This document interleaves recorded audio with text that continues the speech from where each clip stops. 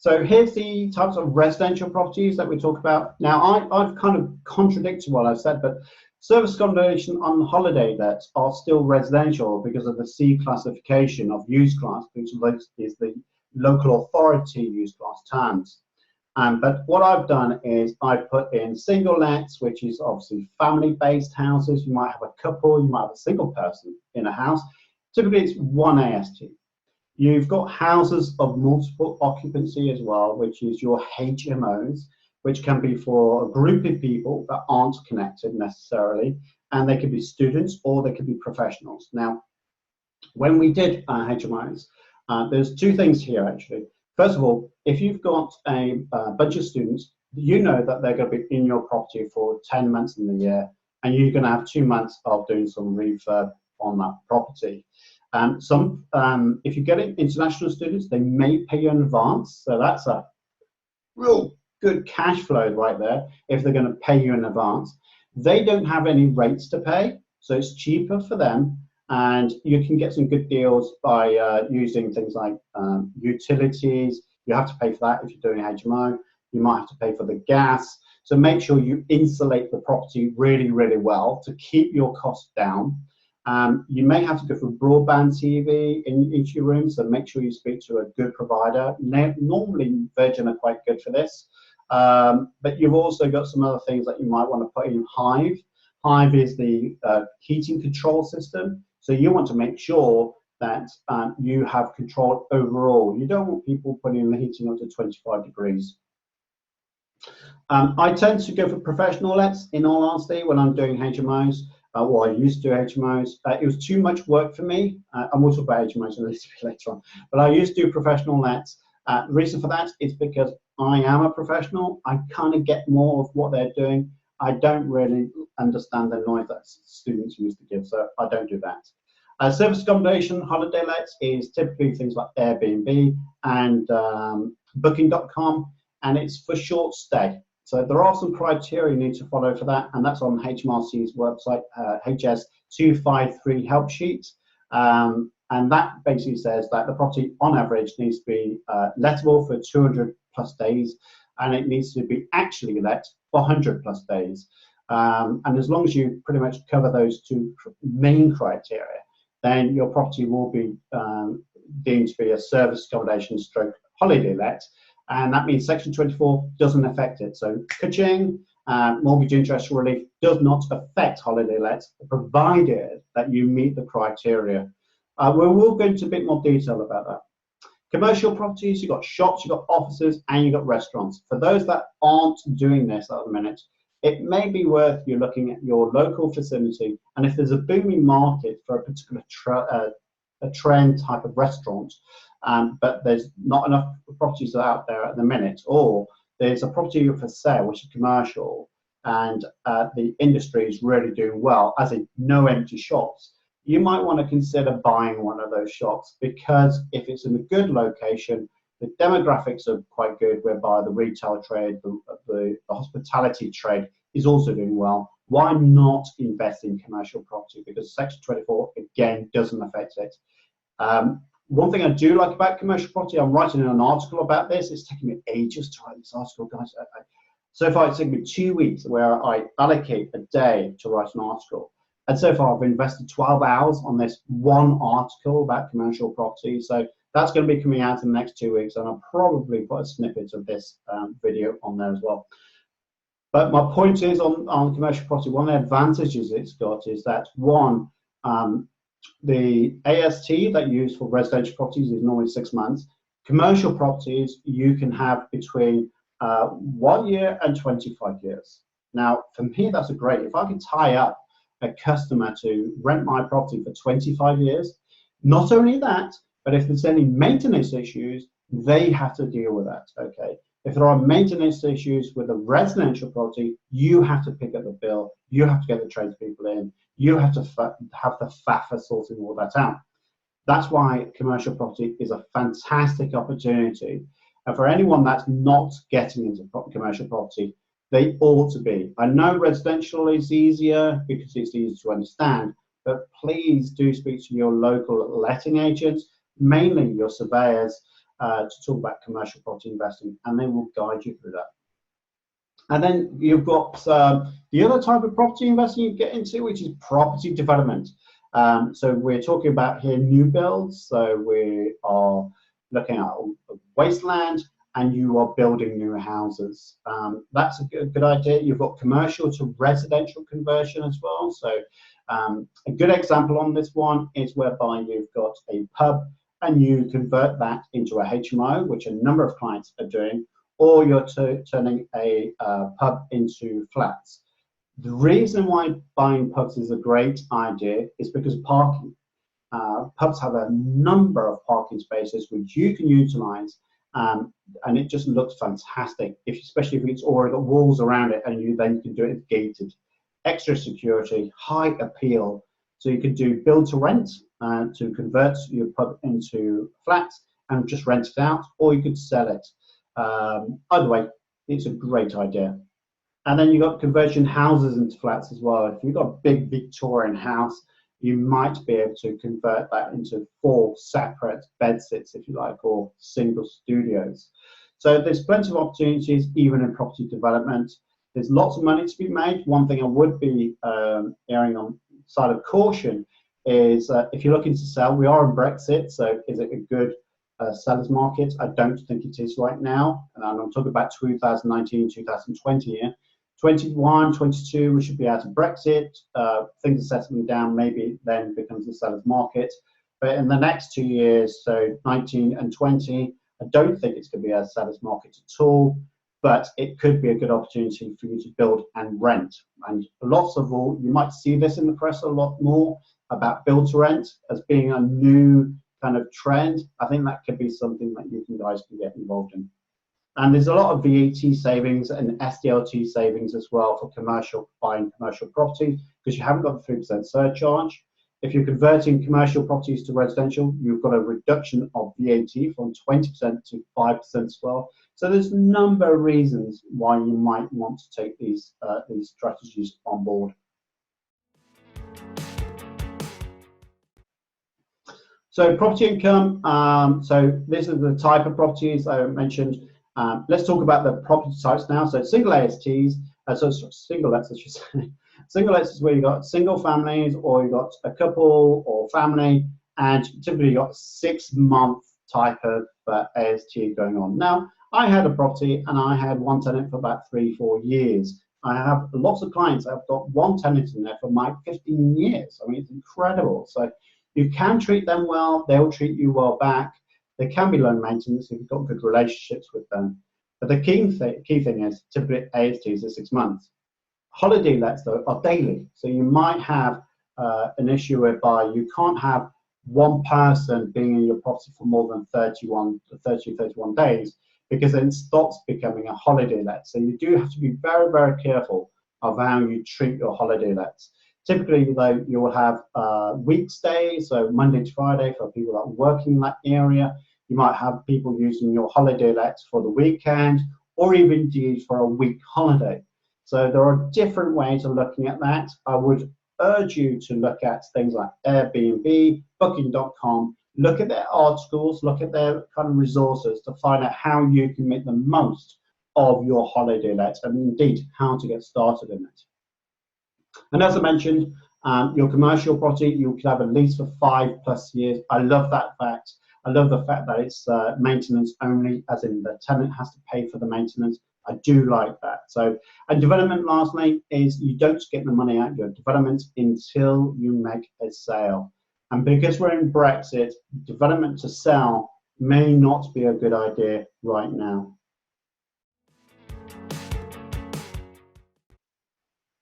I'm also going to give you examples of Nottingham. This is where I am. You might, or you should, do your due diligence really to see, well, what kind of markets am I in my local area if I wish to invest locally. So if I look at a single let property, I could go from a 2-3 bedroom house and then rent that out at £400 in the not so nice areas. And then I can move into other areas of Nottingham which are great, and I could get £1,500, but the house prices are a lot more. So when I look at my return investment, even though I get £400, only £400, the return investment might be more. So you do need to weigh up, well, if I'm going to get more income from my property, how much do I need to add for the property price? How much more is it going to cost me to do that? So that's single lets in Nottingham. I think that's broadly about right. HMOs can vary between £300 for a good room to £450. There are some lowers, some highers than that, but typically I would say in Nottingham area you can get £300 to £450 per month per room. So if you've got a 6-bedroom house, you could be looking at a good £2,000, £3,000 if you're lucky. Excuse me. So it shows you that you can earn more from HMO than a single let. The downside to HMO is more time, and I'm going to go into that a bit more time. Commercial, if you've got a small, tiny shop, you might only get £400, but clearly if you've got a warehouse, you might be able to get circa £10,000 per month for a commercial property. And single lets, for holiday lets, interesting enough, you can be paid, you can be charged, £75 to £200 per night, which you're directly competing against holidays. You're competing, teeth back in, you're competing against hotels. What I like about Airbnb, which is something I use a lot, is the fact that you don't have the hotel food.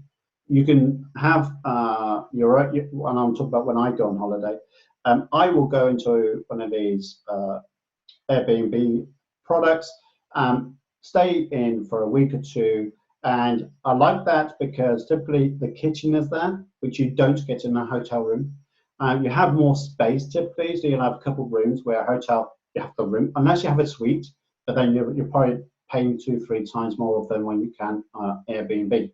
So there are many good examples of why people use holiday lets, but it just goes to show that if you had a holiday let at £100 a night, for instance, and you let it out for a full month, which would be good going, by the way, you could get £3,000 a month, which is a lot more than you could a single let property. So worth thinking about as you go along. Let's just go over to the next one. Yeah, so know your customer. This is something else when you talk about property investing. Know your customer. I'll be upfront with you. We only deal with professional lets that are wanting to commute into Nottingham for a period of time because they've got a job but they've got a home somewhere else. What I like about this is typically they go home Saturday, Sunday. There's lower maintenance for that kind of tenant. They only want to be in the property for the evening time because they'll be working during the day. So maintenance is great because they're not always in the property. They're not wearing the carpets down. It's less likely that they're going to ding the room. And if the professionals, which is what we're going for, we're hoping that they're going to be taking a bit more pride in that property. Therefore, when they give it back to us, there's a small turnaround in terms of converting that back. Equally, we will find that people would go into a property and go on holiday, but still pay us. So again, it's a great way of getting rental income. But they don't want to spend their time in hotels, just like I wouldn't, right? And so if I knew that these type of properties were around when I was doing my consultancy job, I would not have stayed in travel lodges and holiday inns, which quite frankly, get on your nerves after a period of time. They're great hotels, don't get me wrong, I'm not slating them, but after a period of time, it does get you on your nerves that in fact you're in the same room all the time. So single let families, you need to think about who is your ideal customer. If you're going to do a single let, is it a family? Is it a couple? Is it a single person? And that means that you can design you can determine the type of house that you want to be buying for your target audience, and you can design and do the refurb for that chosen audience. And that is really, really key, because when you have your target audience, whether it's a single person who's a professional coming into your property, you want them to say, wow, it looks like you've designed it for me. That's ultimately what you're going to do, because they then have no choice but to rent your property over and above everyone else that's not bothered, and they do generic magnolia walls everywhere. Holiday lets, again, think about your target audience. Do you want business people, Or do you want holiday makers? Now, business people will be in there Monday to Friday, so you'll be busy then. Holiday makers will be holiday season, of course, and then maybe at weekends and maybe a little bit quieter during the week. Now, again, the design of your rooms, if you're going to go for business, you might want to make sure it's functional. You want to make sure that it's clean and tidy and minimalistic, as opposed to a holiday maker's property that you may have. And you might want to make it a bit more comfortable, some more bigger TVs, some good lounging spaces, very colourful, bright, which you don't need for someone who's doing business. You might want to support good broadband, for instance, for business people, or a conferencing system. I mean, how many people think about putting conferencing systems in place? Not many. But if people want to choose to commute to their job, they might want a day where they're working from your place that you have. And having that kind of suite, maybe even building an office for that person, will make them choose your property over anyone else's. And again, you need to think about that for your commercial businesses and developments as well. So know your customer is really key. And I already mentioned that maintenance, if you've got a residential property, you will be footing the bill for the maintenance. You will need to be the one that's responsible for the maintenance of that property and taking care of it, where commercial, you won't be. So that's a big, big difference.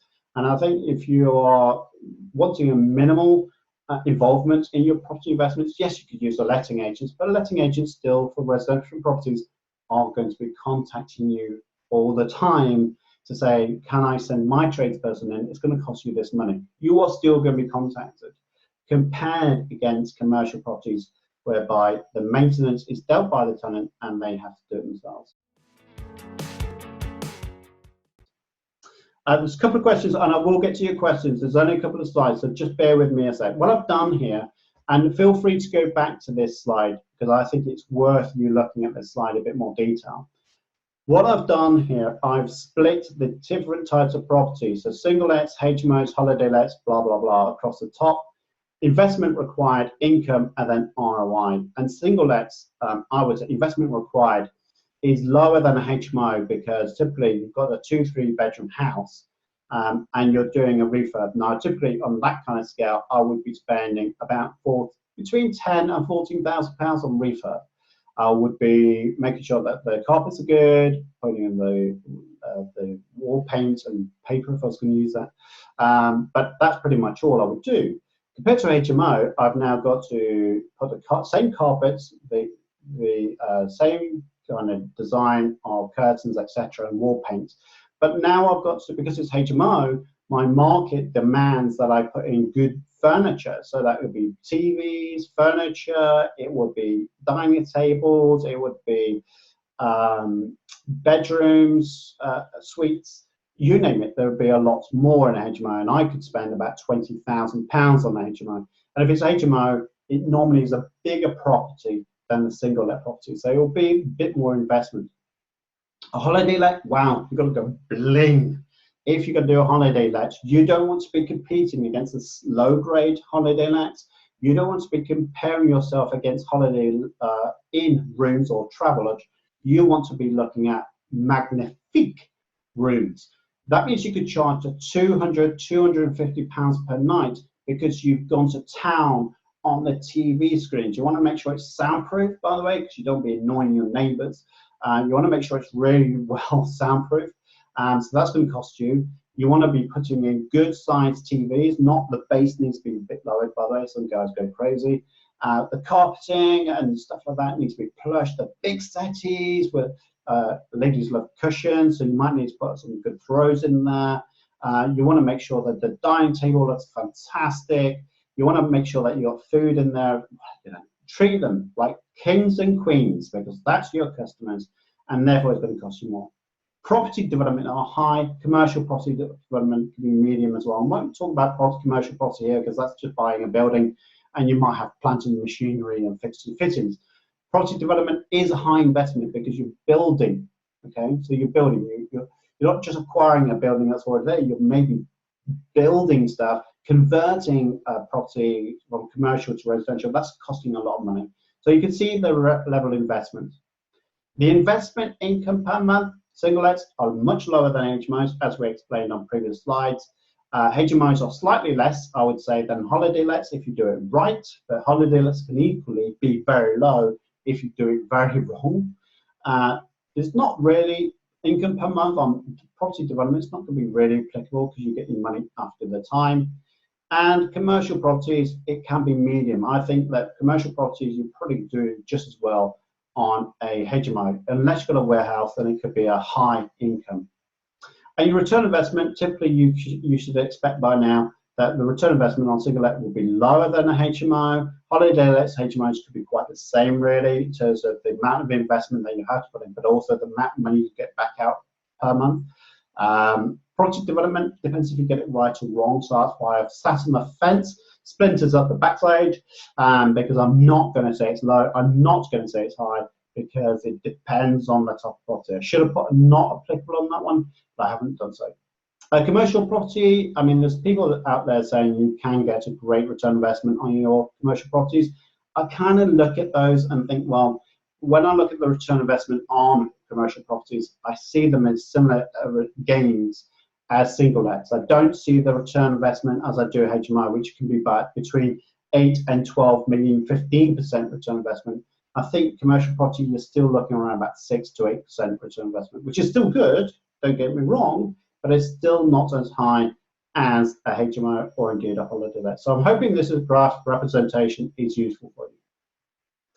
Time to set up. So again, a single let is quick and dirty. I mean, I would take, on a single let property, I would, the carpeting, maybe the walls may need replastering, painting, doing the garden look nice. Maybe I would use between 3 and 5 weeks, typically, for a single let. HMO, because I've got to put furniture packs in, I've got to make sure that they've got the good TVs, I've got to procure all those parts. All of that can take maybe up to, I would say, between 4 and 8 weeks, if I'm really honest. Holiday lets are quite similar, to be fair, once you get all the furniture in place.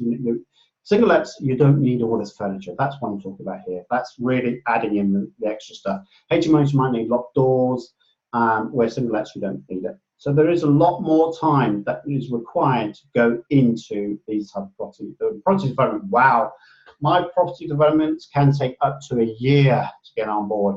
The reason for that is not because you're slow or your builders are slow, or builders can be on other jobs when they're saying that they're on your job, so you need to make sure you're on top of your builders. That's one learning I've had. But the big thing is planning. If you've got to go for planning, your local authority will typically drag its heels. There's civil servants. I'm not going to go civil servants, but I am. They're not pressured. They are not the ones that need to be held accountable typically. They can hide behind some boss who are nameless and shameless. So you do need to be careful of that.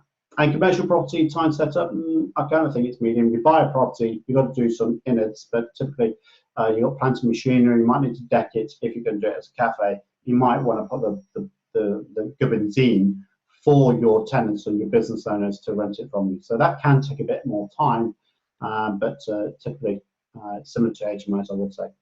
Time to maintain single lets, well, your tenants will do a lot.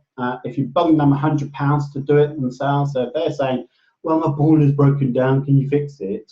In a single let, you could say, well, look, if I give you £200, will you sort it out? And sometimes they think, yes, because I don't want you in my property. I don't want you doing an inspection, really. So it's a bit inconvenient for me. So yes, that £200, thank you very much, I'll do it myself. That's freed you from doing all the maintenance guys, getting plumbers in, blah, blah, blah. HMOs typically will take you a lot more. You've got 4, 5, 6 people in your property, and the wear and tear on that property is significant. So the amount of maintenance is going to be higher. Broken doors, I've seen a broken bathroom suite. How do you break a bathroom suite, really?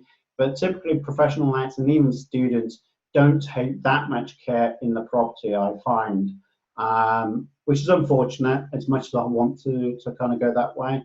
For single lets, I do find that, and that's why we do flats as opposed to HMO professional lets now. But when they're together, for whatever reason, they are like animals. Not all of them, by the way, not all of them. But I do find that when people are living together, there is a lot more maintenance work going on. Holiday lets, I think the maintenance typically is lower because you don't find people trashing in place unless you go for golfers. Avoid golfers, right? Golfers, for whatever reason, they will come into your property, they'll bring their golf clubs, the bags get scraped across the walls, the dirt on the shoes will sprint to your carpets. Golfers, you dirty animals, please stop it. Honestly, it's awful. So please don't go for golfers, otherwise your maintenance cost will go up. Property development obviously is not applicable, and commercial property lower than anyone else, lower than single lets even, because the maintenance is dealt with by the tenants.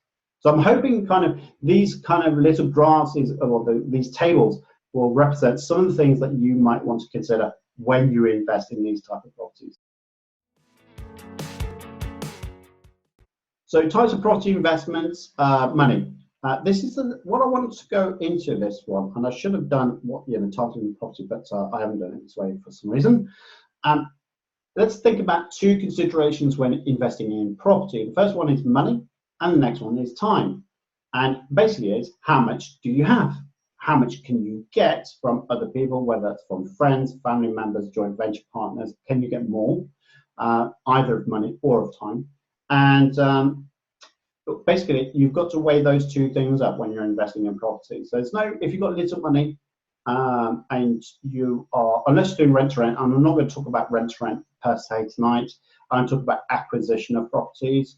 So if you've got low amounts of money, I wouldn't go into holiday lets, because the amount of money you need to go into getting a good size apartment, doing it up to the nines, is going to cost you quite a bit. Equally, if you've got a little time, HMOs is not a good idea. Even if you've got a good agent, in my experience, you need good sufficient time to deal with the 6 tenants in one property. So if you've got little time, I wouldn't be doing that. So what I'm trying to do, I'm just going to go by that very, very quickly. What I want to just do is make a comparison between the types of properties. And what I've tried to do there is give you a single let and a HMO. So you can see, run down these numbers, and you can see because of the refurbishment cost being higher in HMO, you are investing more money into HMO than you are a single let, but typically about 50% more than a single let property, to be fair. But when you consider the return on investment, you might think, well, actually, that's worth it. I'm quite happy to invest more money into HMO than a single let, because, by gosh, I'm going to be getting lots more income. And that's what I've done here. I want to share with you what I want to do in terms of, this is a better table, I should say. So I will be sharing this table with you. This shows you the single let versus HMO in terms of the amount of income that you can generate. And the profit you can get from HMO, single let per year, is about 1825. You know, if and this is in Nottingham. This is my experience, by the way. I used to make about £200 per month on a single let property. Not much more than that, to be honest. So that's about 2.4, but I'm maybe scaling back on the profits here. But compare that to HMO. You know, look at that. The numbers on the HMO is significantly more than a single let. But you do need to take into account on a single let is less time and effort maintenance than a HMO. So less time, less money. And this is what I've tried to do for you, is give you some examples now of a single let, which has got a profit of 1825, 13,000 for HMO, investment cost you can see there, and now the return investment there is 3.41%. So HMO, you can generate much more profit, much more return investment. But the considerations for you on this, on single let or HMO, you can have infinite ROI if you want to refinance your property. And there are pros and cons of refinancing your property. First of all, you're getting all your money out, so you've now got an investment, but you've not technically put any money in. The downside is Section 24, if you bought the property in your own name, because you're not allowed to offset all of the mortgage interest cost against your property profits anymore, as you will know. So there are downsides of refinancing properties. More interest will be payable, by the way, in the future. So the fact that mortgage interest rates are low, if you refinance, and this is a double effect, you typically will pay more mortgage interest. But right now, we are in a position where the interest rates are really, really low, but we will be paying more. So these numbers are showing about 3-4% interest rates, but they're likely to be between 5 and 6% in the next few years. And do be aware that if you're gearing too high, there could be a risk if there's a downturn in the market price of your property.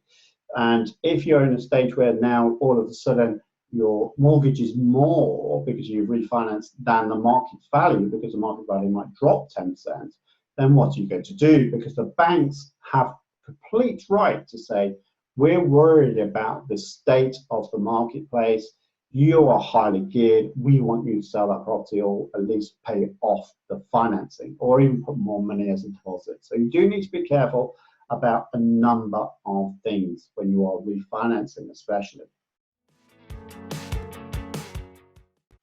What I want to do on this particular graph, and I'm pretty much not repeating, but I'm paraphrasing, I guess, is the amount of time that you need to put in. So time to invest, money to invest. And you'll notice single lets is the little of both money and time. If you're wanting to get into property, don't want to spend too much money, want little risk and little time, start with single lets. I know there's a lot of people saying, well, single lets is dead, you should only do HMOs. That's their choice, not your choice. You need to be making sure that you understand what property investment means to you and what commitment it's going to require from you. So if you've got little money, little time, single lets is a good way to get in. Then you've got HMOs.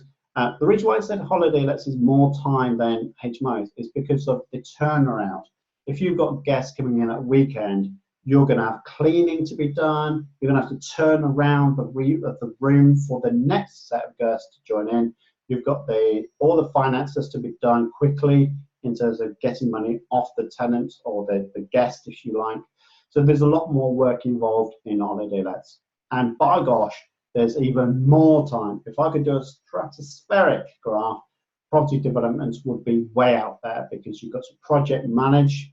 Potentially, you've got to, even if you're not project managing, you've got to look after the project manager. And then there's the development and making sure that things are moving according to plan. And it requires a lot more money, of course. So hopefully that's giving you a bit of an idea of how I see the types of property and the time and money to invest, and it will give you an indication of which ones is right for you.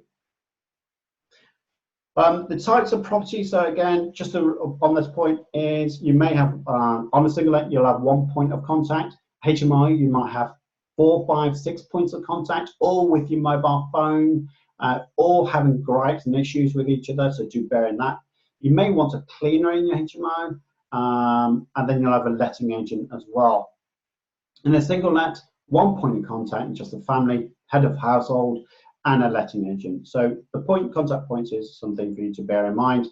The types of property, places to think about renting your property is Rightmove and Zoopla, for single let especially, if you're going to do this yourself. And then you've got RoomGo, Spare Room, if you're doing HMOs.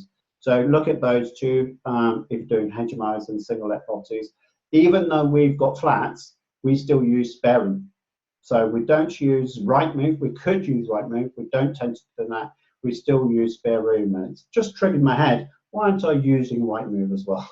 But we use Spare Room even for our single let properties when they're flats. So do have a look at those in terms of advertising your room. In terms of your holiday lets, you know, we are talking now in terms of contact points. You've got your guests, you've got checking in, checking out. You will have some interaction with Airbnb, Booking.com to list your product, to make sure you're doing it in the right way. You're going to have some really good photos on there. So listing, prices, descriptions all take time, which you'll need to do. You'll need a cleaner to come in the property the day after the tenant, the guest is vacated. and you may have other booking agents that may be working on you. So those type of contacts that you might have for your holiday lets. And one thing I would always say to you, whichever property strategy that you're going down, make sure that you speak to your tax advisor or your accountant, which hopefully will be Optimise Accountants, okay? But you also need to take a balanced view, not just from an accountant or a tax advisor, but you need to speak to your mortgage broker and your solicitor and be informed or make an informed decision based on everything that they say to you on any strategy that you're taking. Make sure you take legal counsel, you take finance counsel, and you take tax counsel as well. And only once you've done that, make sure you implement a strategy that is right for you. And I'm just worried time. Crikey, I'm going over. So location, location, location. Let's talk about location, shall we? This is really good insights. This has taken me a long time to build this presentation. I've used information from Misiewicz, Rightmove, Zoopla, Totally Money, Savills. So I've done all sorts of research on what they've been talking about. And I would always look at all UK locations. Don't necessarily just look to invest in your local area. I don't think that's always the right choice. The right choice to make. I do think that you need to be looking at other types of locations. The reason for that is if you're in Reading, for instance, and you want a good return investment, you're not going to get the same amount of return investment on a HMO as you would in Newcastle, for instance. So it is all about looking at good locations. Work through the numbers when you're looking at that, and look at the different areas that you can invest into and get a good letting agent and estate agent. And basically it's due diligence all the way through. And you can get graphs that show this. You may want to come back to this and zoom this bit up. But these are the kind of graphs that I tend to use to find out, well, where are the hot spots? Where can I get the most return investment? Interestingly enough, Nottingham and slightly above Nottingham are deemed to be the best ROI right now. I don't want to be saying that too much because you'll be my spot taking up the properties that I wish to buy. But nevertheless, you do your research, look at these kind of graphs. This is from Misiewicz, by the way, sorry, Total Money. So you can research this yourself. So Totally Money will give you these kind of bits of information. I think it's worth you researching into that. Find out the hot spots into your local area, and then you can make an informed decision of where you invest.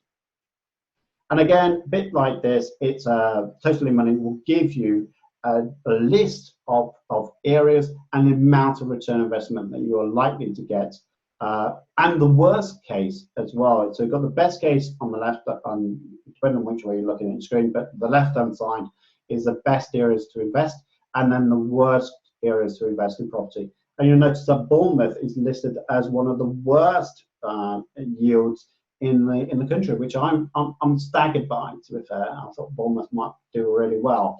But that's only one location, bear in mind. This does it by postcode, so it could be different postcodes in that area. So do go to Totally Money and obtain this information. It is very, very useful. And again, Totally Money will give you a bit more details. Savills also give this same information. Whenever you're looking at capital growth, you want to make sure you understand what the history of that location is, and what you will want to do is, well, what developments in my local area is taking place. You might then decide, well, actually, my local area is not so good because capital growth is not so good. The markets may be a bit more of a buyer's market, which is going to be dragging down the price. You might want to look at a different location if you're looking for capital growth. So maybe London, if you live in London, not a good place really to buy property for capital growth. So you may want to go further afield, maybe the outer skirts of London, buy a property there, which is more likely to grow in capital value.